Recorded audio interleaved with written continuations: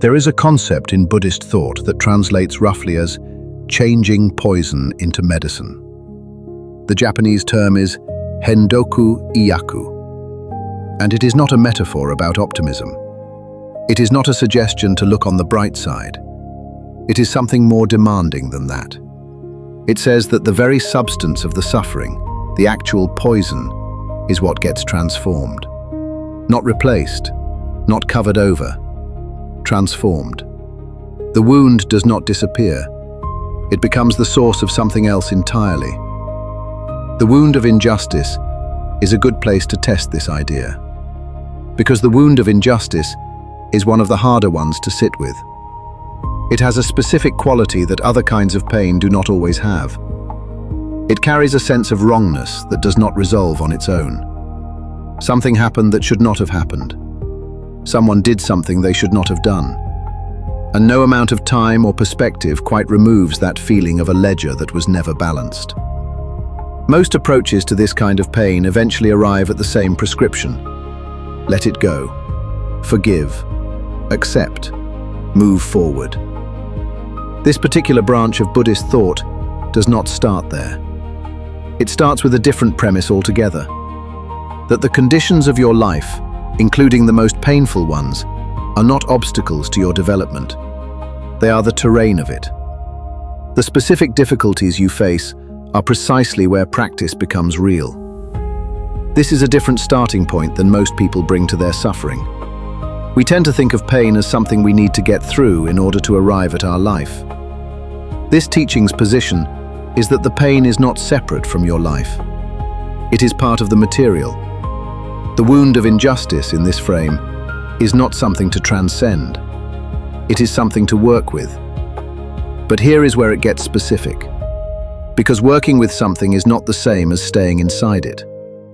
There is a principle in this tradition called human revolution. The idea is that the fundamental transformation in your circumstances begins with a fundamental transformation inside you. Not as a law of attraction concept, not as magical thinking, but as a practical observation. The person who has genuinely worked through their suffering moves through the world differently than the person who is still being moved by it. The wound of injustice, left unworked, tends to produce a particular kind of orientation. You become hypervigilant to unfairness. You carry a baseline expectation that things will not be distributed fairly, that effort will not be recognized, that the people with power will use it poorly.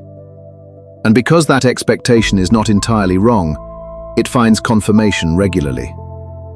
The problem is not that the expectation is inaccurate. The problem is that it becomes the lens. And a lens shapes what you are able to see.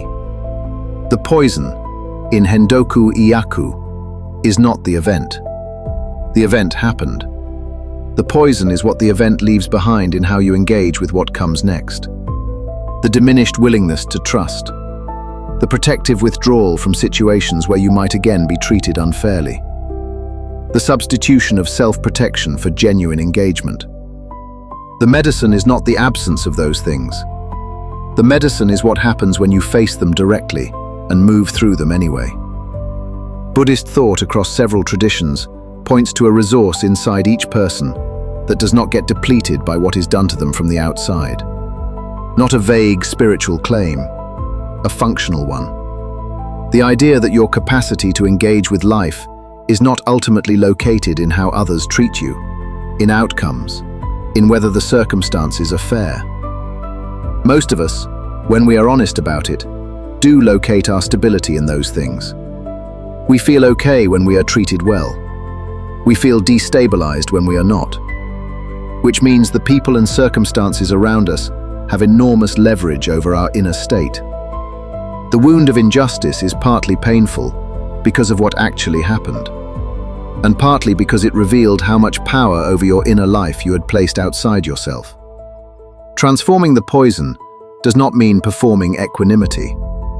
It does not mean acting as though the injustice did not affect you. It means doing the actual work of reclaiming the ground that was ceded. Not dramatically, incrementally, decision by decision. What did the wound teach you? Not in the motivational sense of everything happens for a reason. In the practical sense. What do you now know about people, about situations, about yourself, that you did not know before? What capacity developed in you precisely because you had to carry this? That is not gratitude for the suffering. It is refusal to let the suffering be only a loss. There is something in this tradition that says the depth of suffering a person can endure is proportional to the depth of life force they are capable of expressing. Not as a reward system, as an observation. The capacity for one is built from the material of the other. This is not comfortable to hear when you are inside the wound. It is also not nothing. The wound of injustice is real. The ledger may never get balanced in the way you deserved. The person who caused the harm may never understand what they did. The system that failed you may not correct itself. And you still get to decide what you become as a result of it. Not despite the wound, not around it, with it, because of it, if you are willing to do that work. That is what changing poison into medicine actually means. Not that the poison disappears, that it stops being the thing that defines the limit of what is possible for you.